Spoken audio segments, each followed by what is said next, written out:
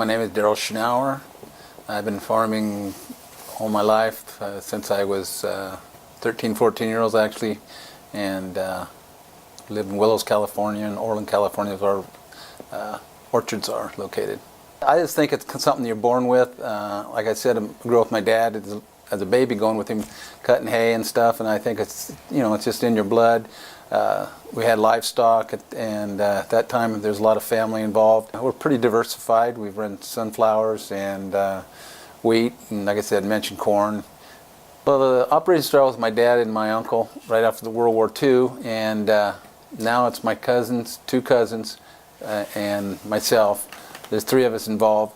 Yeah, it does. It bothers me in a way, and then in a way I didn't push my son to come back into it because I wanted him to kind of go out and do his own thing.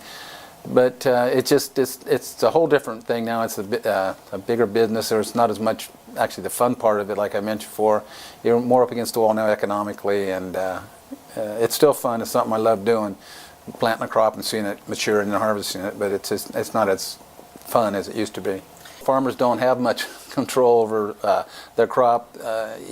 You get what the market suggests. You can't name a price for your corn. You got to take what you get, and it's all supply and demand. Like right now, rice is an all-time high because there's a worldwide shortage of it, which has always been the case, supply and demand. I think what I love most about farming is like I mentioned before, in the springtime, seeing your crop, like with the almonds, when they're blooming, you're worrying about the frost and that, and then watching them mature, and now this time of the year, we're in September, and it's harvest season, and you can see what you've done, what you've accomplished or haven't accomplished.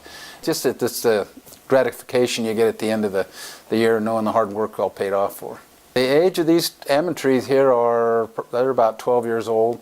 We have some olive trees that my grandfather planted, and probably around 1915, 16. And they're still producing. We're picking them today as we speak, and that's really kind of neat for me to know that my grandpa planted the trees and I'm still taking care of them, and that you get a sense of where your heritage came from, your roots, and all that. It's changed because my grandfather obviously got here in 1913, and he planted the trees.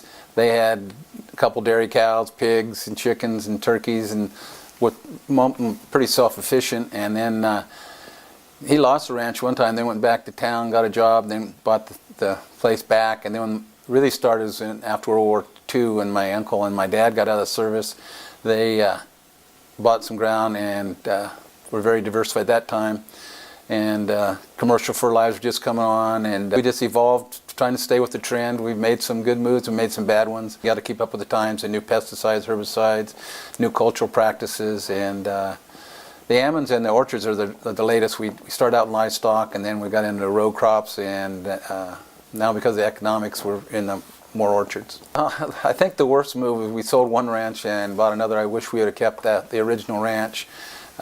We did it to centralize things more, but I think if we could have kept that one and planted orchards, this would have been 30 years ago, I think we'd have been better off. It was in the late 70s, and when interest rates went really high, and the banks would loan you, like I mentioned, unlimited amount of capital, and people overspent and borrowed too much money, and the banks were more than willing to do that. And now both of them got burnt, and now you can't hardly get a loan, or you have they make sure. Which, if they'd have been a little more careful earlier, it'd probably been a better thing. But budgeting is a real secret, to my opinion. You got to be real careful on if you make a budget to make it realistic and stick with it. And farmers, a lot of times things happen that you can't budget for, and you get caught in a crunch like that.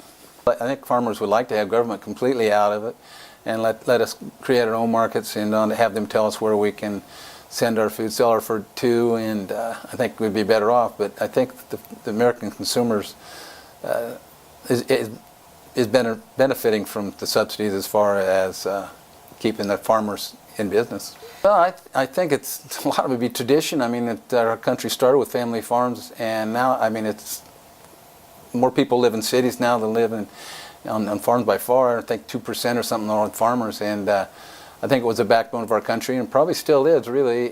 Corporate farms I don't think can run efficiently as a family farmer shouldn't be able to anyway.